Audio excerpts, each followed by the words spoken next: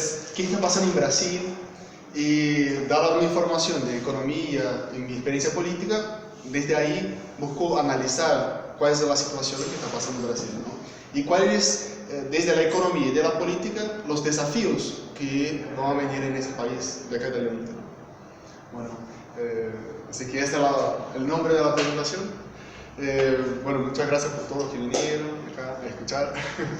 Y cualquier duda también pueden anotar las preguntas y todo, yo respondo al final. Bien. Bueno, empezando con algunos datos, viste como economía le gusta mucho eso. Voy a analizar desde el 89 hasta el 2016. Algunos datos tienen hasta el 2015, la mayoría saco la información del Banco Mundial, algunos de Auditoría Ciudadana de la Deuda. Entonces, primero sería la cuestión de la producción nacional. O sea, ¿cuál es la producción para medir cuál es la riqueza que tiene el país? Entonces se puede ver acá, del 89 hay una baja y después empieza a subir hasta el 2014, que alcanza su punto alto, que Brasil llega a ser la quinta economía en el mundo. Entonces sí se puede ver un crecimiento. Y acá yo hice una separación, los distintos gobiernos que hay. Entonces, del 85 al 89, o sea, cuando vuelve de la dictadura militar, ¿quién fue votado? Pero no votado por el pueblo, sino por el mismo Congreso, la Asamblea. Fue Tancredo Neves, pero se muere y asume su vice del PMDB, que es José Sarney. Entonces, en 90 lo pongo como el marco principal porque es el primer gobierno, después de la dictadura, que el pueblo puede elegir, o sea, el primer gobierno democrático. Bueno, en ese entonces asume en 90 Fernando Collor. Bueno, se queda poco tiempo, 2 años, y es el primer gobernante a tener un impeachment, o sea, un impedimento que le saca del poder. Y asume su vice, que era del PMDB, vice del PMDB, Itamar Franco. Entonces acá hay un gobierno de Itamar Franco. Después asume Fernando Henrique Cardoso, del PSDB, por 2 mandatos, y después los gobiernos del PT, de Lula y de Dilma. Y al final de 2016, cuando ella recibe el impedimento, otro impeachment, quien asume es el vice del PMDB también, que es Temer. Entonces, las partes en blanco son los gobiernos de los vices del PMDB, los de azul son los gobiernos, lo que se considera neoliberales, algo así, más de derecha, y el rojo el gobierno del PT. Entonces, acá no se puede analizar mucha diferencia entre los distintos gobiernos neoliberales como gobiernos del PT. Hay sí un crecimiento, o sea, pero ¿cuál es el punto? Quizás que sí se puede analizar una quiebra. Allá en 2008-2009, con la crisis mundial, y después de 2014, ahí sí empieza una bajada fuerte de la economía. Bueno, desigualdad económica, otro dato importantísimo para la economía. Bueno, tampoco hay mucha diferencia. Acá el 100 es un país muy desigual. Es como que toda la riqueza está en la mano de una persona. Y acá en 0 significa un país muy igualitario, que todos tienen la misma cantidad de riqueza. Entonces sí, un país muy desigual Brasil, pero tiende a bajar un poquito, entre los 65 al 50. Es el índice de Gini que analiza la desigualdad. Entonces no cambia mucho, no desigualdad. Bueno, desindustrialización, otra cosa de la economía. Bueno, acá es interesante analizar entonces que bajó. Este es el percentual que tiene la industria en función del Producto Nacional.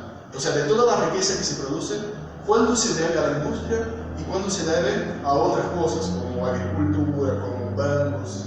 Bueno, llegó a un 26-27% y empezó a bajar, casi a 11%. Y acá, tampoco se puede analizar mucha diferencia. Bueno, subió un poquito ahí en el gobierno del PT, pero después vuelve a bajar. Entonces, sí es una tendencia de queda. Entonces, lo que muchos economistas analizan es que hay una desindustrialización de Brasil. En la época de la dictadura, queriendo o no, o sea, habiendo represión y todo, pero sí había mucha inversión en industrias nacionales, el periodo del desarrollismo. Pero de los 90 para acá, las industrias nacionales dieron apertura para las multinacionales que vinieron, y más que nada el tema de la exportación de granos, de vacas y de los bancos.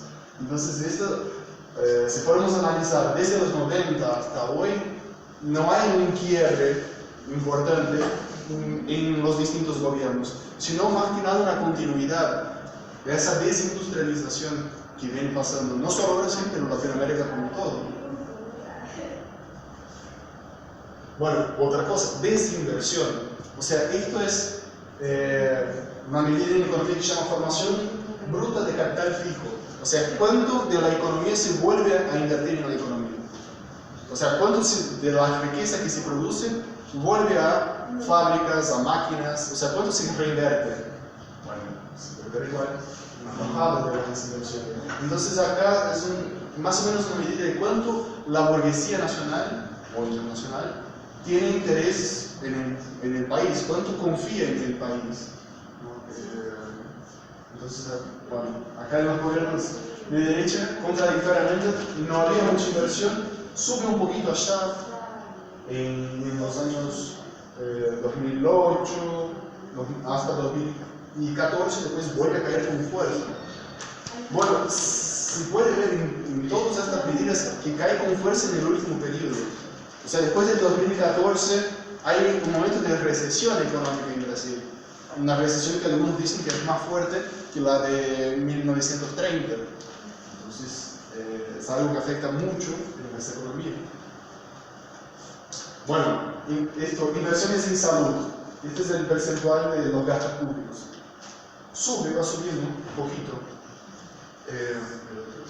Educación, bueno, en ese sí, quizás un poco más, pero acá es porque está ampliado. Pero pasa un 4 o un 6% del PBI, de los gastos públicos, lo que se gasta en educación. O sea que es muy poco. Un 6% de todo lo que se gasta, solo un 6% va a la educación. Mismo así hubo un crecimiento. Y ahí sí, es más interesante, yo sume acá lo que serían los gastos en educación y salud con cuánto se paga de deuda pública. Entonces, mismo creciendo en los gastos en educación y salud, no se compara con lo que tanto que se gasta con la deuda pública. Acá en un otro gráfico, con un recorte desde el año de 2015, o sea que estaba Dilma, el último año de Dilma. Esto es el presupuesto nacional.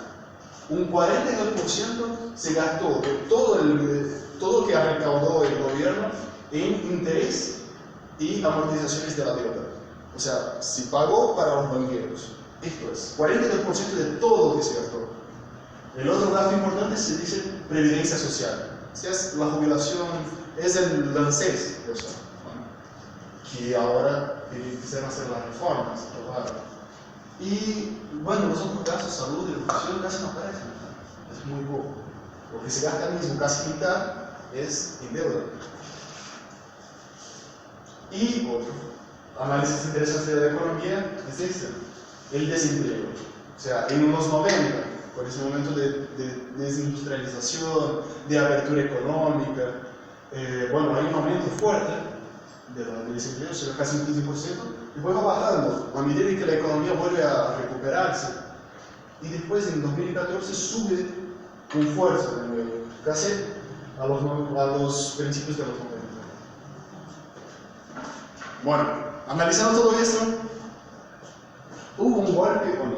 O sea, porque consolidando estos datos económicos, lo que muestra es que hay una desindustrialización, una desinversión en el país, que no hay mucha diferencia entre los gobiernos neoliberales y el gobierno del PT. Hay casi una continuidad en estos años, pero que ahí, al último momento, a partir de 2014, todos los datos de la economía, del desempleo, hay un empeoramiento. O sea que a partir de 2014 la situación se torna insostenible. Bueno, la crisis mundial es 2008, 2009, entonces sí fue quizás un poco atrasada, bueno, quizás no sí fue, que llegó a Latinoamérica. Latinoamérica llegó un poco después del restante del mundo, justo en el momento cuando los precios de las commodities decimos los productos básicos de la economía, o sea, aquello que no tiene diferencia producirse en Argentina, en Brasil, en China, es lo mismo, es el mismo producto. Por ejemplo, la soja, el hierro, bueno, entonces ahí está. Estos precios de estos productos exportables bajan y sí causa un impacto muy fuerte en la economía. Pero causa ese impacto tan fuerte porque ya venía desde los 90 en la desindustrialización, a esa apertura económica de los 90 que sufrió Brasil, lo hizo vulnerable a estas cuestiones, a estas situaciones en el mundo. Y eso sí, cuando hay esa baja de los precios, cuando China deja de comprar a la mayor parte de las commodities, bueno, afecta directamente a Brasil. ¿Y quién estaba en el gobierno en ese momento? Era Dilma. Entonces la cuestión es, ¿hubo un golpe o no? Bueno, para esto hay que pensar, si el PT era un gobierno de los trabajadores, bueno, el PT, que es el partido de los trabajadores, ¿hacía un gobierno de los trabajadores o no? ¿O era un gobierno de Frente Popular? Bueno, eso es lo que decimos nosotros. Estaba ahí un representante del sindicalismo, del gremialismo, que era Lula, pero al mismo momento que el pueblo vota a Lula para hacer un cambio en la situación del país, lo vota a su vice, que era un gran burgués, dueño de empresas textiles, que es José Alencar. Bueno, entonces nunca fue un gobierno de los trabajadores. ¿Quién estaba ahí? Era la misma gente de antes, la misma burguesía de antes, pero con una figura, la cara visible era del PT. Pero no era un partido, no era un gobierno de los trabajadores. Tanto es así que todas sus medidas de política económica, de política fiscal, los gastos de seguridad de salud, de educación, no hay mucha diferencia con los otros gobiernos neoliberales, porque no era un gobierno de los trabajadores. Bueno, y mucho se dice de la gobernabilidad. Entonces, bueno, está bien, nosotros no somos un gobierno de los trabajadores, eso se asume así, porque o sea, no pueden esconder o poner o sea, no pueden tapar los otros partidos que componen el gobierno, que son partidos de la burguesía nacional. Bueno, entonces, eso no responde. Pero dicen, pero nosotros necesitábamos de ese pacto con una burguesía nacional para poder gobernar el país. Ese pacto de gobernabilidad, lo que dicen, es decir, que un gobierno solo de trabajadores es imposible. Por eso nosotros tuvimos que hacer el acuerdo con ese, que eran los menos peores. Entonces hice el acuerdo con el PSD, PMDB, Partido Progresista, PCDF, PDT, bueno, un montón de partidos. Y la cabeza era Dilma. Pero todo ese grupo componía el gobierno. No era solo Dilma, no era solo el PT. Bueno, este fue un error que no salió acá, pero reformas y ajustes. Bueno, en el gobierno del PT, por ejemplo, hubo muchas reformas y ajustes. Bueno, en la presentación que me hicieron, uno de los dijeron, la reforma de la educación pública, que se llamó REUNI, de una forma de precarizar a la educación pública ya, fue aprobada durante el gobierno del PT. El ProUni, que es una reforma que fue hecha para la educación, para financiar la educación privada, que hubo un salto impresionante de la educación privada en Brasil. ¿Por qué? Porque el gobierno pagaba a las empresas, porque no son universidades cualquiera, son empresas. Estas universidades que tienen acciones en la bolsa de valores, cotizan. Bueno, estas empresas recibían plata del gobierno y para que las personas no tuvieran que pagar, o sea, para que el estudiante no tuviera que pagar. ¿Quién pagaba? Era el gobierno. Y de eso se hizo tremendo negocio. Un salto de 3000%. Bueno, hay un video que hace de chiste así, que es el 3000% es casi el aumento que hubo de la película de Mamá creció, bueno, no me acuerdo cómo se llama en español, pero del nenito que crece así, que era gigante. Bueno, es más o menos esa la diferencia del 3000%. Bueno, hubo ajustes de los gastos fiscales, hubo una reforma muy importante para los luchadores, la gente que hace movilizaciones, que hace protestas, es la ley antiterrorista que aprueba el gobierno Dilma. O sea, es una forma de poner en la cárcel a los manifestantes sin tener una prueba de que ellos hicieron algo, diciendo que eran terroristas. Se aprobó en el gobierno del PT.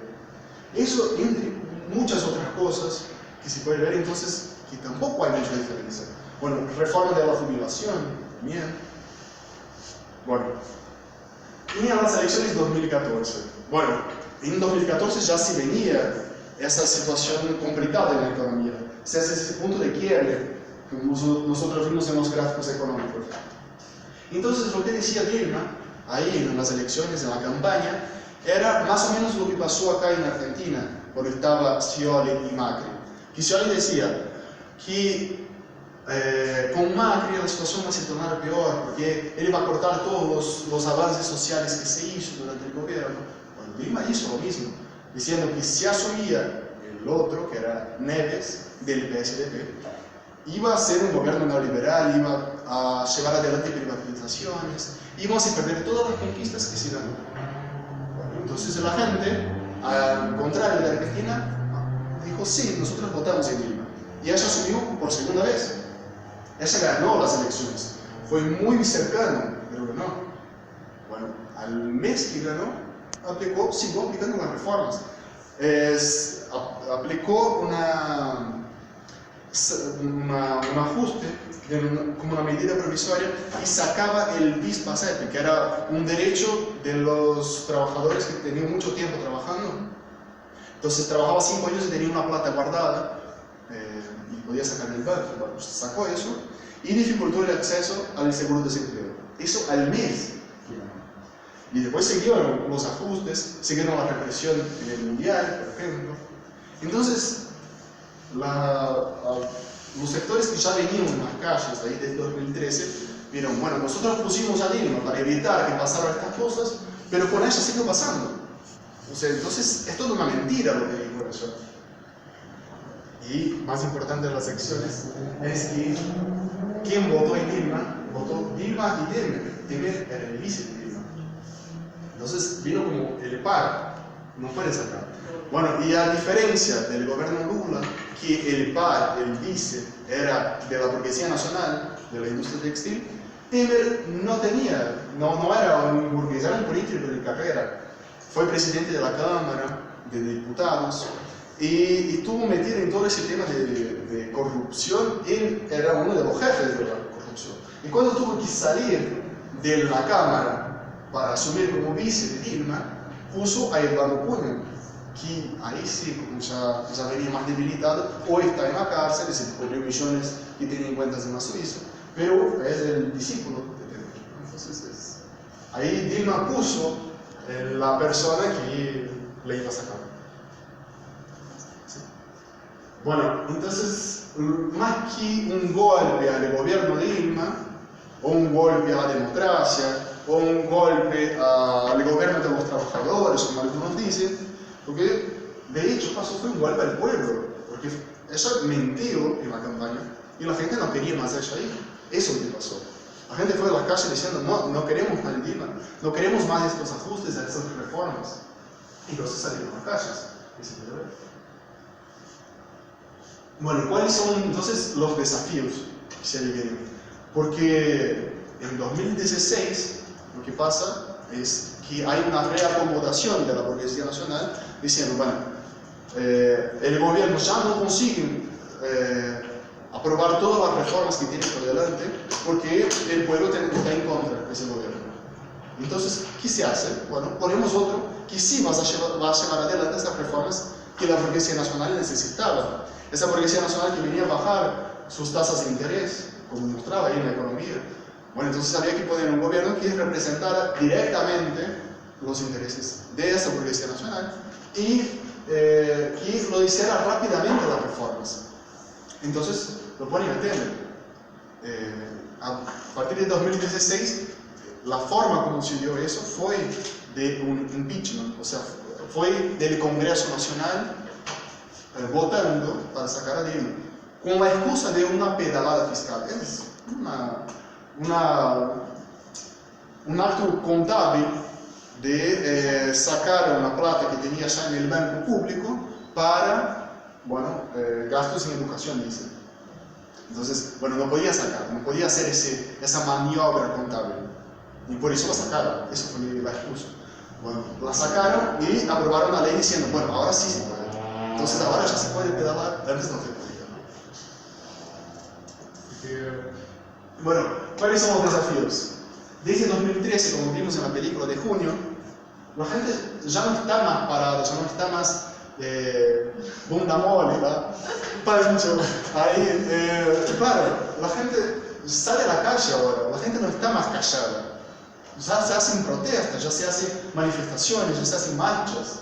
Bueno, marchas de millones de personas. Entonces, el Congreso y el gobierno tienen que responder a estas demandas. Bueno, como vimos también en la película, no solo la gente de la izquierda va a estas marchas, también va el MBL, el Vem pra Rua, esos movimientos de derecha, así es.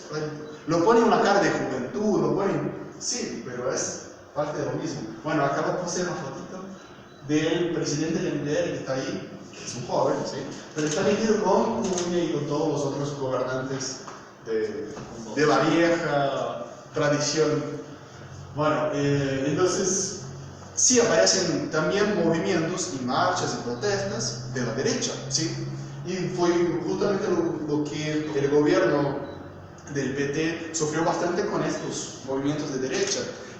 ¿Por qué? Porque aparecen mucho en los medios. O sea, los medios no tenían interés en mostrar huelgas, protestas de trabajadores o protestas de movimientos de izquierda, sino de derecha. Entonces, vamos a ver ahí algunas fotos donde ellos, del MBL, del Vem pra Rua, están ahí abrazados con los policías. Bueno, claro, los policías no golpearon a ellos, lo golpearon siendo a la izquierda. Es un poco contradictorio, pero sí tiene muy claro cuál era la polarización en ese momento en el país. Entonces también aparece la policía, también aparecen movimientos de derecha. Hay esa polarización, a la izquierda y la derecha salen en las calles para sacar a Dilma. El problema es que muchos del PT dicen o ven solo que la derecha salió. No, nosotros también estuvimos en las calles, también estuvimos llamando fuera a Dilma, pero nosotros no estábamos de derecha. Entonces estaban los dos, había esa polarización. Bueno, y vale salientar de vuelta de las protestas. Pero ahí hay un elemento más, que es la huelga general. Que desde el 95 no se hacía una huelga general en Brasil. Y en 2017, este año, sí se pudo hacer. Sí se pudo hacer porque la izquierda ahora sí está unida contra las reformas que viene aplicando el gobierno Temer. Reforma trabajista, reforma de la jubilación, congelar los gastos de salud y educación. Bueno, todo eso él pudo aplicar, pero con mucha resistencia de parte de la población. Entonces, vale salientar ahí es que, también, el gobierno está aplicando con más rapidez estas reformas, pero la gente ahora ya no está más callada. El gobierno Temer, por ejemplo, tiene la menor aprobación en la historia del país. O sea, llega a un 5% de aprobación. O sea, nadie lo quiere, ni los medios lo quieren, pero sigue ahí porque sigue aprobando las reformas que la policía necesita. Discúlpame, Sí. ¿él sigue como presidente? Temer, sí. Ah. Michel Temer. Es el vice del PMDB. PMDB solo gana vice, parece, ¿no? Pero, Sí. solo asume por algo. Bueno, ¿qué dice el PSTU? Entonces nosotros decimos, no hubo golpe, hubo una reacomodación de la Policía Nacional y por eso reemplazaron la Dilma por Temer, que era su vice, que fue electo junto con ella. Bueno, ¿y qué se necesita hacer? Se necesitan estas huelgas generales, estas protestas que se hagan masivas. Entonces, las centrales sindicales, como se pudo hacer ahora en 2017, que llamaron huelga general, allá hay muchas centrales distintas, cuando ellas entran en un acuerdo y consiguen armar una jornada de lucha en conjunto, el gobierno tiene que responder a esas necesidades. Y desde ahí se pueden barrar estos avances de las reformas y de los ajustes que atacan a los trabajadores. Entonces, la salida que tiene la juventud juventud, los trabajadores, los sectores populares, es salir a la calle, salir a la protesta y unidos derrubar el gobierno. O sea, esta es la salida. No esperar a 2018 cuando se hagan nuevas elecciones. Bueno, ¿y qué hacer desde Argentina? ¿No? O sea, porque nosotros acá estamos escuchando todas estas cosas y de hecho eso no es muy diferente de la situación que pasa acá con Macri. La diferencia es que Macri tiene mayor legitimidad porque fue electo. Esa es la gran cuestión. Pero mismo así los desafíos son muy parecidos. Acá la CGT, la CTA, tienen que entrar en un acuerdo y llamar a esa huelga general. Esa jornada de lucha es la herramienta que tienen los trabajadores, los sectores populares para parar estos avances de la burguesía y del gobierno hacia nuestros derechos. Entonces, solo es posible cambiar esa situación cuando la gente salga a la calle, como salieron en la última discusión. O sea, esa es la única salida. No es esperar cuando se hagan votaciones que se va a cambiar esa situación. Bueno, muchas gracias.